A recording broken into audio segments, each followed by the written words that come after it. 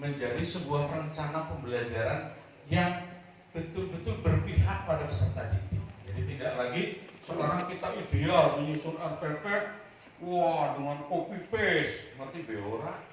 Nah, kalau sekarang tahu persis, oh anak saya itu butuhnya ini.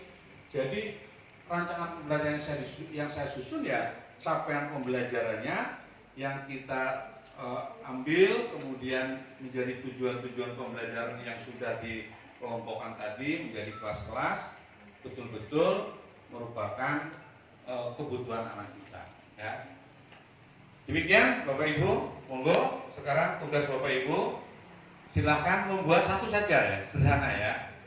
Nanti saya akan coba lihat atau Bapak Ibu saya minta presentasi. Kami akan mempresentasikan dari hasil diskusi kami, yaitu tentang bagaimana cara menyusun modul ajar, di mana kami terdata tentang mata pelajaran IPA. Adapun guru mata pelajaran IPA adalah Pak Sapuan dan Pak Ibu. Jadi kami hanya membacakannya saja.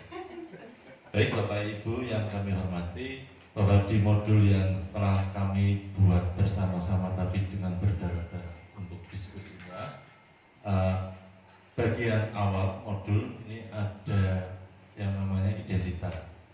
Jelas ada nama penyusunnya, kemudian institusinya, berarti adalah sekolah kita, kemudian jenjang, tahunnya berapa, kemudian ada fasenya. Ini terutama dalam fase penting karena kita di fase D. Di mana fase D berarti dari kelas 7 sampai kelas 9. Kemudian kata kunci ini penting, perlu kita cantumkan karena dalam membuat modul, kalau kita sudah ketemu kuncinya berarti materi apa yang akan kita capai insya Allah sudah tertera di sana. Kemudian yang selanjutnya adalah harus ada alokasi waktunya, mau dicapai dalam berapa kali pertemuan kita pembelajaran. Kemudian yang selanjutnya adalah modalnya atau daring atau tatap muka. Kemudian modelnya jangan lupa, model pembelajarannya harus ada juga penilaian produk hasil DPE, karena praktikum itu pasti akan berdampak pada hasil. Itu catatan dari saya. Ya. Terima kasih Pak Martono.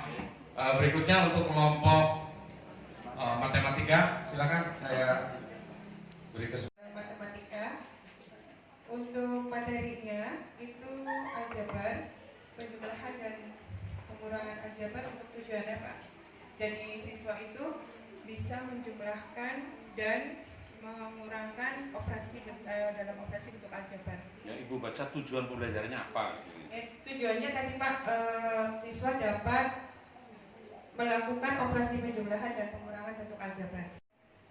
Berdiferensiasi dengan gaya belajar, saya mengelompokkan menjadi 3, yaitu kinestetik, auditori, dan visual.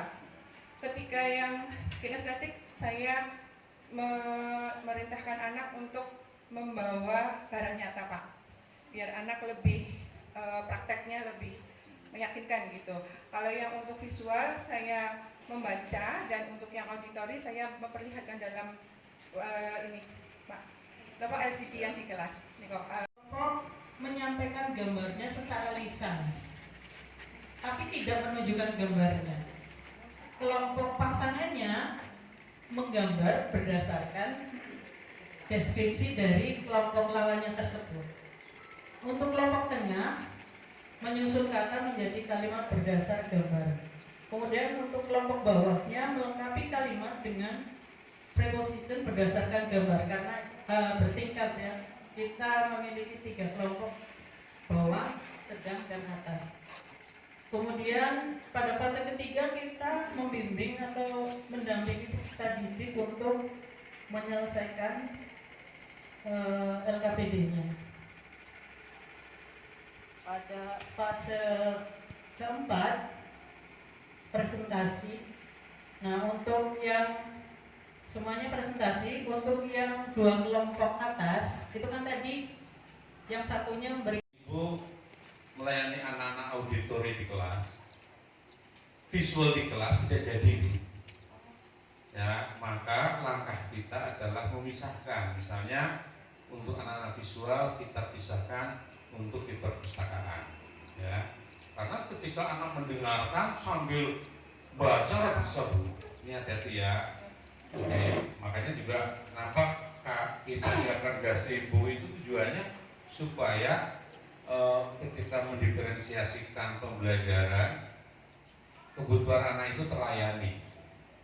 Jadi antara auditori dengan visual itu harus dipisahkan.